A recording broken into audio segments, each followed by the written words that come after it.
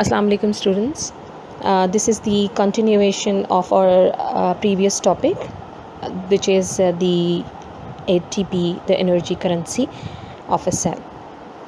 As we know, ATP stands for adenosine triphosphate, in which adenine, a nitrogenous base, ribose sugar, and 3 phosphate groups are present.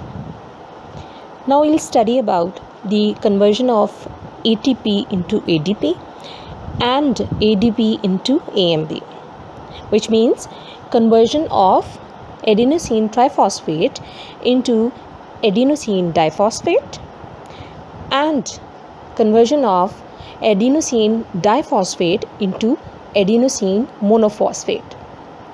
Now, what is diphosphate, what is triphosphate, and what is monophosphate?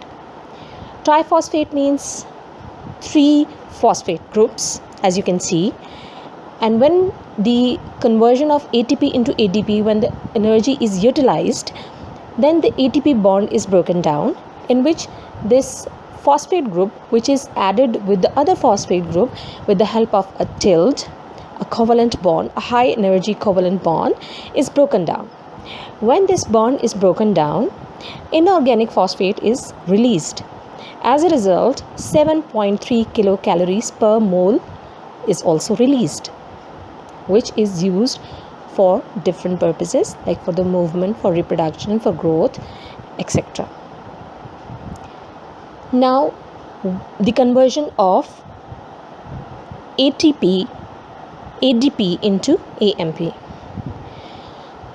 Now, 2 phosphate groups are left. In some cases, it happens that this phosphate group is also broken down. When this phosphate group is broken down, so only 1 phosphate group is left behind and forming the adenosine monophosphate. Similarly here, the inorganic phosphate is released and energy 7.3 kilocalories per mole is also released. Now, cells constantly recycle ADP by recombining it with the inorganic phosphate to form adenosine triphosphate, ATP.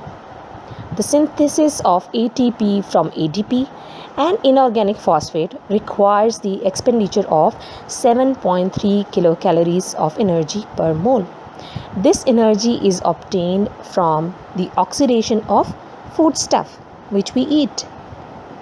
So we can summarize that ATP is generated by energy releasing processes and is broken down by energy consuming processes. Now coming to the next topic, which is photosynthesis. Now coming to the definition of photosynthesis. Photosynthesis is the synthesis of glucose from carbon dioxide and water in the presence of sunlight and chlorophyll, with oxygen as a byproduct. Photosynthesis is an anabolic, or you can say building process, in which the sugar, the glucose molecule, is synthesized.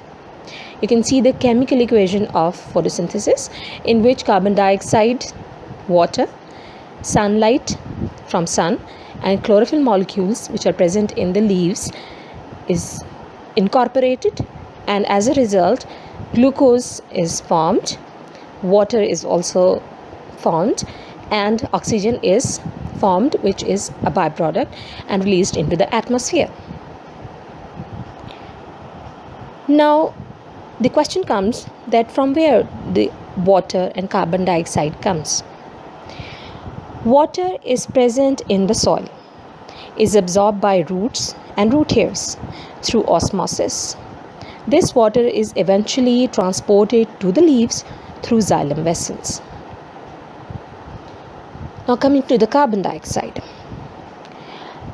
Carbon dioxide is present in the air.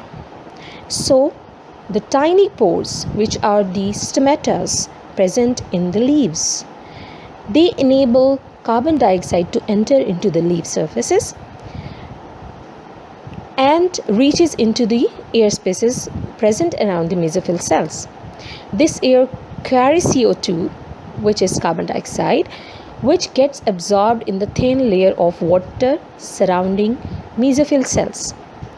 the carbon dioxide diffuses into mesophyll cells. So this is how that carbon dioxide and water is intaked by the plant.